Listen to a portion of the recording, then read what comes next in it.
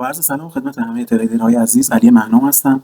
با یک سری دیگه از ویدیوهای آموزش ترید در خدمت شما هستم و امروز قرار هست که یک مطلب بسیار حالا با یک شیوه دیگه و به صورت حالا جدیدتر بیان بکنم در مورد یکی از شاخصهای تاثیرگذار در بازارهای مالی به نام شاخص قدرت نسبی یا همون RSI.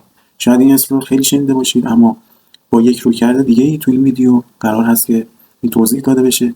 در ادامه هم روی چارت توضیحات داده میشه، استفاده از واگرایی‌های اون و استفاده از خود در واقع ترند خود اندیکاتور و ترند خود سهم و همزمان اینا استفاده میشه. تا آخر ویدیو با من باشید. ویدیوی جذابی هست، حتما کانال رو پیگیری بکنید، ویدیوهای قبلی من رو هم ببینید و بریم سراغ در واقع ویدیوی امروز.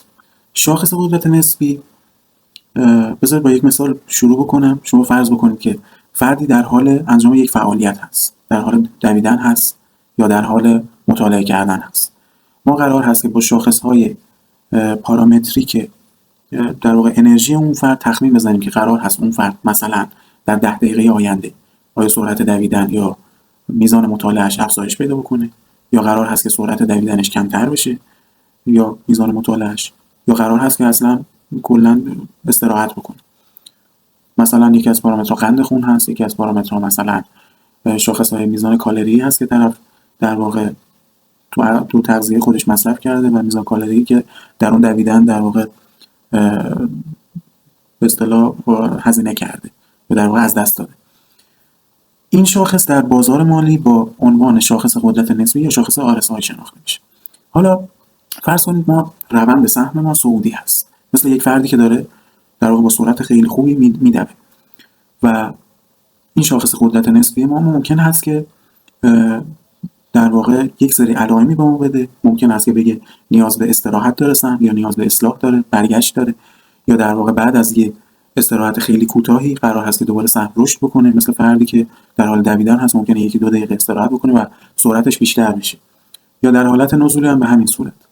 هر کدام از اینها با این شاخص اندازه‌گیری میشه و مفهومی رو ایجاد میکنه در واقع به نام واگرایی مثلا شاخص RSI، یا مثلا واگرایی شاخص مثلا مکدی، واگرایی شاخص مثلا حجم. حالا تو این ویدیو ما داریم در مورد شاخص قدرت نسبی یا همون RSI صحبت میکنیم. واگرایی به چه معنا هست؟ واگرایی به این معنا هست که در واقع وقتی که فرض کنید فرد داره یک فعالیت رو انجام میده ولی تفاوت در واقع مغایرت میزان اون فعالیتی که اون فرد داره انجام میده با اون انرژی که در واقع یه جورایی حالا ممکنه از دست بده یا ممکنه انرژیش بیشتر بشه. یعنی ممکنه یه فردی هم حتی فعالیتش رو کمتر بکنه ولی انرژی داخلیش درونیش در حال افزایش یافتن باشه. مغایرت بین اون انرژی داخلی خود فرد و اون رفتاری که داره، اون نمود فعالیتی که داره، به اصطلاح مثلا مطالعه کردن یا دویدن، مغایرت بین این دوتا را ما در اصطلاح بازارهای مالی اگر بخوایم تطبیق بدیم بهش واگرایی میگیم. یعنی مثلا سهم در حال بالا رفتن هست اما مومنتوم RSI ممکنه که در واقع سقف‌های پایین‌تری بزنه یا کف‌های پایین‌تری بزنه، یا اینکه مومنتوم سهم، کندل‌های سهم در حال پایین اومدن هست اما مومنتوم RSI، حرکت RSI در واقع داره سقف‌ها یا کف‌های در واقع بالاتری میزنه. هر کدوم از اینها مفهوم واگرایی در شاخص قدرت نسبی رو به ما میرسونه که من توضیح میدم. خیلی مهم هست، خیلی مهم هست تلفیق شاخص قدرت نسبی که مهمترین شاخصه، یکی از مهمترین شاخصه در واقع بازارهای مالی هست و مومنتوم و میزان در واقع انرژی سهم را در واقع اون قدرت سهم را نشون میده، قدرت حرکت. اینکه ما در آینده ببینیم آیا قرار اصلاح بکنیم، روندمون چه صعودی باشه چه نزولی، یا نزولی باشه مثلا بره به سمت بالا اصلاحش برسه، یا اینکه قرار هست که در واقع ادامه دهنده باشه. برای همین ما دو نوع واگرایی رو داریم. اولین واگرایی گفتم مفهوم دیگه‌اش در واقع به مفهوم مغایرت در حرکت شاخص قدرت نسبی و حرکت سهم است. این رو اگر متوجه شدید پس مفهوم واگرایی رو کامل درک کردید. حالا خود واگرایی RSI دو نوع هست. یکی واگرایی‌های برگشت پذیر یا واگرایی‌های استاندارد یا واگرایی‌های در واقع کلاسیک. یعنی چی؟ یعنی ما مثلا میگیم یه فرد دویده، الان انرژیش از دست داده، الان نیاز به استراحت داره. خب هرچند که ممکنه یک فرد که در حال دویدن هست 5 دقیقه بعد 10 دقیقه بعد با سرعت بیشتری بدوه. یعنی اصلا اینجوری نیست که مثلا ما فکر بکنیم که حالا یه فرد که در حال دویدن هست 5 دقیقه بعد 10 دقیقه بعد استراحت میکنه، ممکن نیم ساعت بعد استراحت کنه، ممکن بعد سرعتش بیشتر بشه. پس واگرایی برگشت پذیر در واقع وقتی هست که ما میخوایم بررسی بکنیم آیا اصلاح سهم اینجا عملی خواهد بود، قابل پیش بینی خواهد بود یا نه، یا اینکه اصلا مد نظر نیست با استفاده از واگرایی RSI. این واگرایی برگشت پذیر یا استاندارد یا واگرایی کلاسیک وقتی هست که در روند صعودی وقتی ما سقف‌های بالاتری میزنه سهم، در روند صعودی سهم در واقع سقف‌ها و کف‌های بالاتری میزنه، در روند نزولی هم سقف‌ها و کف‌های پایین‌تری میزنه. بر اساس تئوری در واقع تئوری که در واقع بیس تمام آموزش‌های ترید، آموزش‌های بازارهای مالی بر اساس تئوری هست. یعنی سقف‌ها و کف‌های بالاتر روند صعودی رو تشکیل میدن و برعکسش روند نزول. بگذاریم وقتی سقف‌های بالاتری داره میزنه و شاخص RSI ما که در واقع مبنای اون عددی هست بین 0 تا 100، اول از همه اینو توضیح بدم، عدد بین 0 تا 100 هست. 70 تا 100 رو ما در واقع اشباع خریداران میگیم یا اوورباوت میگیم و 0 تا 30 رو اشباع فروشندگان یا اوورسولد. در واقع فرض کنید که روند صعودی هست، داره سقف‌های بالاتری میزنه و شاخص RSI ما هم از 70 گذشته رفته تو اشباع خریداران، اما سقف‌هایی که بالای 70 داره میزنه نسبت به هم در واقع کوتاه‌تر شده، به این مفهوم که در واقع سقف‌های RSI ما روند نزولی پیدا کرده، اما حرکت سقف‌های سهم ما در روند صعودی خوب صعودیه.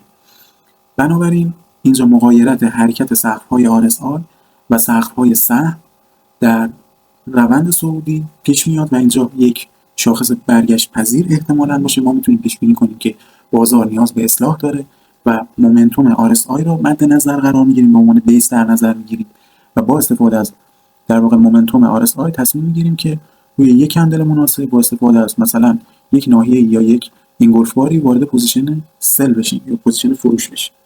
برعکسش هم در همین صورت، یعنی برعکسش هم در روند نزولی وقتی که کف‌های پایین‌تری داره میزنه سهم و روند نزولیه، در واقع کف‌های RSI که عدد بین 0 تا 30 هست و در ناحیه اوورسولد هست داره کف‌های بالاتر میزنه و سیگنالی میده به اون تحت عنوان اینکه اشباع فروشندگان داره کم کم به پایان میرسه و خریداران ممکنه کم کم ظاهر بشن و فروشنده دیگه وجود نداره احتمالاً. حالا و با استفاده از کندل استیک و یک ناحیه مناسب ما میتونیم در واقع سیگنال بازگشتی خرید بگیریم.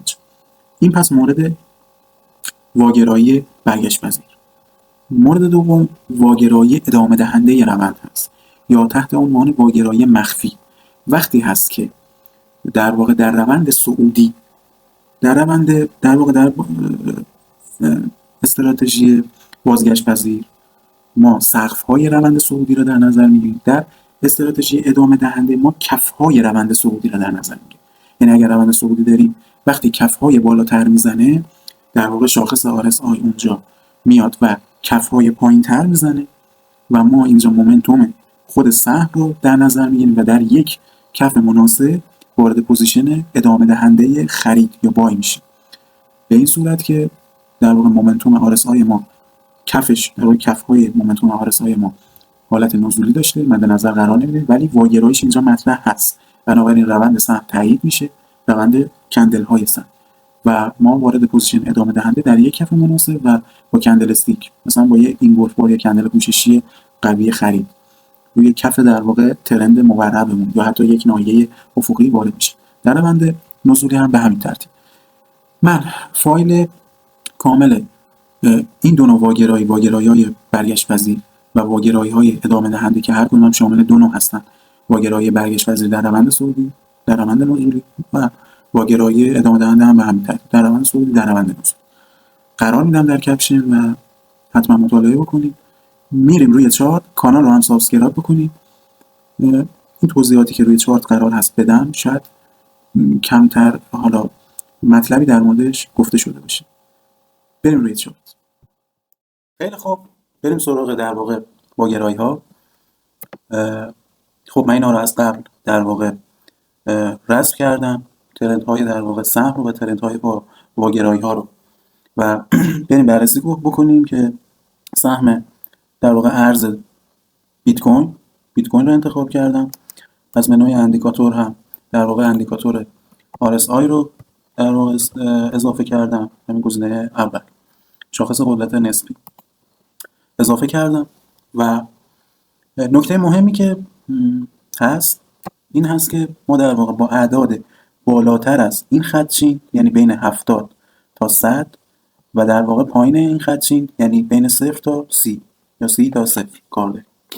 به عنوان نمونه مثلا اینجا ترند سهم نزولی است کاملا. من این خطهای کف رو در ترند نزولی رسم کردم. یه خط در واقع ترند اینجا داریم. پس نکته اول این هست که ما با حرکت RSI در پایین اعداد، یعنی در واقع بین اعداد 0 تا 30 و بین اعداد 70 تا 100 کار داریم. یعنی قدم اول همین هست. اون جایی که نمودار میاد پایین ما با اون ناحیه‌ها کار داریم. ترند سهم نزولی هست، حرکت سهم نزولی هست، حرکت کف‌های زیر عدد 30 RSI، یعنی زیر این خطچین، در واقع یک ترند صعودی رو تشکیل داده. پس در واقع ما اینجا یک سیگنال بازگشتی خواهیم داشت.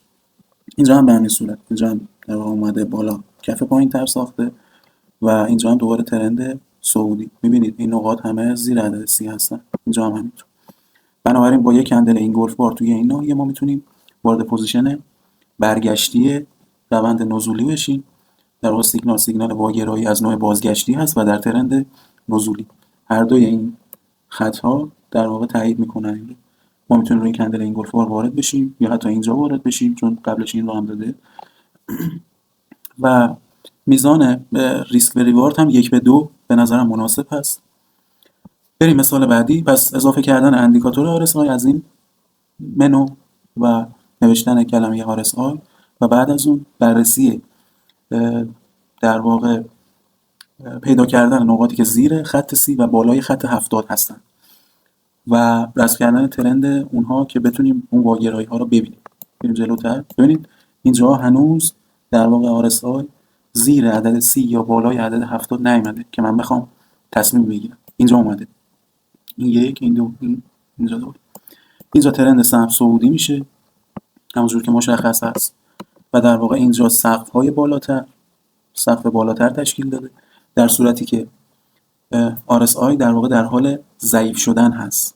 بنابراین ما میتونیم روی یک کندل مناسب، مثلا روی این کندل این گلف بار یا این کندل این گلف یعنی کندل پوششی، حالا استراتژی هست که من زیاد استفاده میکنم، با کندل استیک مناسب روی ناحیه هم هست، یعنی دقیقاً من نمودارا که کوچیک بکنم مشخص هست. روی یه ناحیه مقاومتی هست، گیر کرده. ناحیه هم همونطور که حالا ویدیوهای قبلی من رو احتمالاً دیده باشید، حداقل بعد از 3 نقطه تقریباً حالا همتراز تشکیل شده باشه. ما اینجا ناحیه رو داریم، این در واقع ناحیه ما هست. حالا اگه بخوام اینجا بکشم و اینا امتداد بدم به اینجا، من این اندیکاتور هیچی اون قبلا اضافه کرده بودم به این صورت. حالا ضخامتش رو در واقع میتونیم عدد ناحیه هم در واقع نیاز نیست که حالا به صورت یه خط افقی خیلی ریز باشه، در واقع بیشتر ضخامت هست تا ناحیه. یعنی حالا ما نواحی که در نظر میگیریم به حالت به این فور در واقع مد نظر قرار میدیم. من یه لحظه بشه اندیکاتور رو حذف میکردم به مورد نبود، من این رو یکم کوچیکش بکنم. به این صورت ما در واقع یه ضخامتی اینجا داریم. حالا رنگش هم میشه کرد، حالا رنگش هم مثلا نارنجیش بکنیم. ضخامتی کم بزرگ هست، ناحیه رو ما میتونیم به عنوان ضخامت در نظر بگیریم. و اینجا در واقع حالا اینم رنگش رو من عوض بکنم، رنگش رو مثلا قرمز بکنم که با این سبز در واقع ترند سهم حالا قاطی نشه. و اینجا در واقع صف‌های بالاتر زده. اول از همه گفتم اندیکاتوری که اضافه کردیم اعداد بالای 70 رو در نظر میگیریم، حتی مثلا اینجا هم میتونیم در نظر بگیریم و میبینیم که ترندش داره کم کم، ترند RSI یا قدرت نسبی داره کم کم کاهش پیدا میکنه. بنابراین در ناحیه اوورباوت احتمالاً خریداران در حال کاهش هستن و احتمالاً ترند سهم برگرده. ترند سهم هم بعدش نزولی شد. میتونیم اینجا سیگنال سل یا فروش بگیریم. اینجا در واقع ترند سهم نزولی شده، کف‌های پایین‌تر ساخته. کف‌های پایین‌تر تو ترند نزولی یعنی ما احتمالاً بخوایم که سیگنال برگشتی بگیریم احتمالاً. و اینجا هم RSI کف‌ها، ترند کف در واقع از همین نقطه. یه نکته خیلی مهمی هم که هست اینه که حتما بعد از اینکه دیدید که زیر عدد 30 هست یا بالای عدد 70 هست، این حرکت رو انجام بدید. این حرکت خیلی، حالا اینو من باید بیارم این بر، چون اینجا کف دوم ما هست. حالا اینو من به این صورت خیلی حالا وسواسی به این صورت حالا بگذاریم من این رو پاک بکنم که خود ترند سهم هم مشخص بشه. اینجا ما سیگنال برگشتی بای رو خواهیم داشت احتمالاً بعد از این کندل. رو ناحیه هم هست، من زخامتش دیگه نمیکشم، روی ناحیه هست، روی این زخامت هست. بیشتر از 3 نقطه هم در واقع قطع داره. میاد بالا تا بره در واقع RSI بالای 70. وقتی بالای 70 رفت یا روی این کندل ها ما بررسیش میکنیم. میبینیم که ترند بالای 70 RSI صعودی شده، اما ترند کلی سهم نزولی هست. خب و سقف‌های در واقع سقف‌های پایین‌تری زده، اما در واقع سقف‌های RSI صعودی هست. بنابراین اینجا سیگنال ادامه دهنده ی روند هست و ما بیس RSI رو در نظر نمیگیریم. این جزء سیگنال مخفی یا سیگنال ادامه دهنده ی روند هست. در روندهای صعودی و نزولی سیگنال ادامه دهنده ی روند به این صورت هست که خود سهم در واقع همون راستا حرکت میکنه، اما RSI مخالف اون رو میزنه. بنابراین با این کندل این گلف میتونیم وارد پوزیشن سل بشیم و به همین صورت بررسی میشه تلفیق واگرایی های RSI با نواحی و همچنین یک کندل استیک مناسب. مثلا حالا اینجا الگوی در واقع فکر می‌کنم مورنینگ استار یا افترنون استار، حالا یه همچین چیزی رو داده. یک کندل در واقع همر زده این وسط و بعدش هم یک کندل زده بالاتر از کندل نزولی. حالا این رو در تایم فریم بالاتر هم میتونید این گلف در نظر بگیرید، وارد پوزیشن بای بشه و اینجا که اومد بالای 70 و روی این کندل پوششی که کندل قبل خودش رو، کندل کامل قبل از خودش رو پوشش داده، میتونید وارد پوزیشن سل بشید با اول از همه ریسک و ریوارد 1:2. مثلا حالا من بخوام اینجوری در نظر بگیرم 1:2 و بعد 1:1 که رد کرد ریسک فری بکنید و ادامه بدید تا 1:3 1:6 1:7 1:8 با هر کدوم که خواستید میتونید ادامه بدید. این تا 1:9 رو هم زده. خیلی هست از این مثال ها. تلفیق این استراتژی با نواحی و کندل استیک که حالا میتونه الگوهای کندلی بازگشتی یا ادامه دهنده روند باشه، این در واقع اینجا این ساید بار هست و این الگوی کندلی هم کندل در واقع شبیه کندل مورنینگ استار، حالا تو حالت صعودی هست. افترنون استار فکر میکنم بهش میگن.